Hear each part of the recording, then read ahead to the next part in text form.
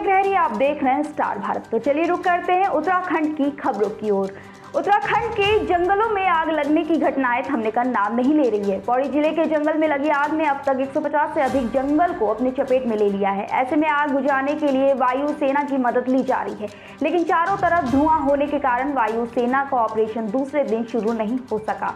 मंगलवार सुबह 6 बजे वायुसेना को हेलीकॉप्टर MY-17 से आग बुझाने का ऑपरेशन शुरू करना था, लेकिन लो विजिबिलिटी के कारण 5 घंटे तक हेलीकॉप्टर हेलीपैड पर ही खड़ा रहा। वहीं सुबह 11 बजे के आसपास वायुसेना के हेलीकॉप्टर ने उड़ान भरी, लेकिन लो विजिबिलिटी के कारण एक बार फिर ऑपरेशन को बंद करना पड़ा। अब वायुसेना धुआं हटने का इंतजार कर रही है। वहीं वायुसेना के सामने धुआं और बड़े बड़े बिजली के टावरों में झूलते हुए तार भी समस्या बनकर उभर रहे हैं। आज की लार्ज फायर्स का जो नंबर DFO साहब द्वारा बताया गया, वो 5 लार्ज फायर अभी भी हैं। अद्वानी और पाबो और कुछ पर्टिकुलर लोकेशन है, मांडाखाल भी उसमें शामिल है। और चूँकि कॉन्टिन्यूसली स्मॉग होने के कारण या बहुत ज़्यादा धुआं होने के कारण हमारा इंडियन एयरफोर्स का जो चॉपर है अभी वेट कर रहा है स्टैंड बाय पोजीशन में, और जैसे ही क्लैरिटी मिलती है उसके बाद में हम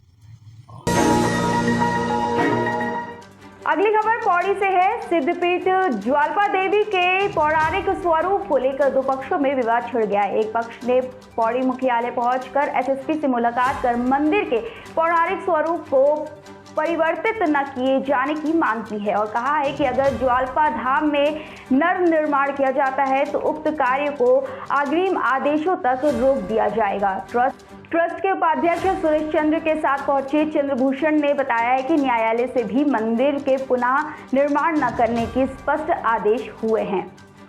देवी का सिद्धपीठ जो मंदिर है, ये पंडित दत्तराम अंथवाल जी ने 1892 में बनवाया है। अपने स्वयं के पैसों से बनवाए हैं। उसके डॉक्यूमेंट्री जो भी है, कागज जो हमारे पास मौजूद है। फिर क्या हुआ कि भाईचारा बनता रहा। 1892 के बाद ज्वाल्पा देवी, जो कि कई जातियों की कुल देवी है, जिनमें मुख्यतः थपलियाल और हम जो उसके पुजारी अंथवाल लोग हैं। फिर क्या हुआ कि थपलियाल लोगों के कुछ परिवार हमारे दादाजी पंडित दत्तराम जी के पास आए। उन्होंने बोला कि हमें यहाँ पर धर्मशाला बनाने के लिए कुछ भूमि की आवश्यकता है। तो उन्होंने बूथाराम जी के पास आए। उन्होंने 4.25 नाली उनको ज़मीन दान करी। 1970 में इन्होंने अपनी ज्वाल्पा देवी मंदिर समिति रजिस्टर करी और उसी के अंदर इन्होंने धर्मशालाएँ, विद्यालय इनका इन्होंने निर्माण करवाया। ये क्या हुआ कि जब इन्होंने काफ़ी मात्रा में अपना प्रचार प्रसार कर लिया, 1999 में इनकी समिति ने ज्वाल्पा देवी मंदिर समिति ने 1999 में एक प्रस्ताव पास किया कि इस मंदिर की जो खिड़कियाँ हैं इनको तोड़ दिया जाए, इनको बड़ा कर दिया जाए, और जो प्रवेश द्वार है इसको भी बहुत बड़ा कर दिया जाए, जिसका कि पुजारी बंधु अंथवालों ने विरोध किया और इनके विरुद्ध 1999 में पौड़ी के लोअर कोर्ट में मुकदमा दायर कर दिया।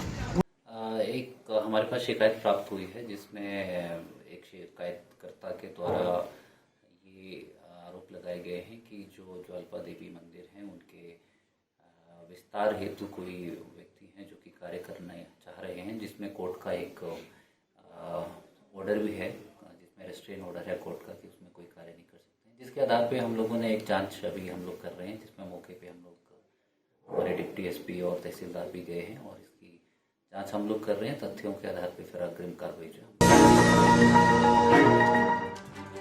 खबर चमोली से है, जहां जिलाधिकारी बद्रीनाथ धाम पहुंचकर बद्रीनाथ महायोजना के अंतर्गत संचालित कार्यों का निरीक्षण किया। इस दौरान उन्होंने कार्यदानी संस्थाओं को धाम में निर्माण सामग्री और मशीनरी को यात्रा मार्ग से अलग व्यवस्थित तरीके से रखने के लिए निर्देश दिए, ताकि तीर्थयात्रियों को आवागमन और निर्माण कार्यों में कोई समस्या न रहे। इसके अलावा जिलाधिकारी ने निर्माण कार्यों में तेजी लाने और समय पर काम करने को कहा। इस दौरान अधिशासी अभियंता विपुल सैनी ने संचालित कार्यों की प्रगति के संबंध में जिलाधिकारी चमोली हिमांशु खुराना को जानकारी दी। राजकीय स्नातकोत्तर महाविद्यालय गोपेश्वर में आज से 5 दिवसीय कार्यशाला शुरू हुई। बीएड विभाग और अजीम प्रेम जी फाउंडेशन के संयुक्त तत्वाधान में शिक्षा में कला और नाटक के महत्व विषय पर कार्यशाला का आयोजन किया गया है। कार्यशाला का उद्घाटन करते हुए प्राचार्य प्रोफेसर कुलदीप नेगी ने कहा है कि व्यावसायिक क्षमताओं के विकास में इस तरह की कार्यशालाएं महत्वपूर्ण भूमिका निभाती है। उत्तराखंड के जंगल में लगी आग की घटनाओं पर कांग्रेस के पूर्व प्रदेश अध्यक्ष और वर्तमान में लोकसभा चुनाव की गढ़वाल सीट से कांग्रेस प्रत्याशी गणेश गोडियाल ने चिंता जाहिर की है और कहा है कि सरकार इस पर राष्ट्रीय आपदा घोषित करे। गणेश गोडियाल ने कहा है कि जंगल में लगी आग को रोकने के लिए सरकार को प्रभावी कदम उठाने होंगे। इस बीच विधायक पौड़ी ने भी माना है कि इस साल जंगल में लगी आग ने विकराल रूप धारण कर लिया है, जिस पर समय रहते काबू नहीं पाया गया तो परिणाम भयानक होगा।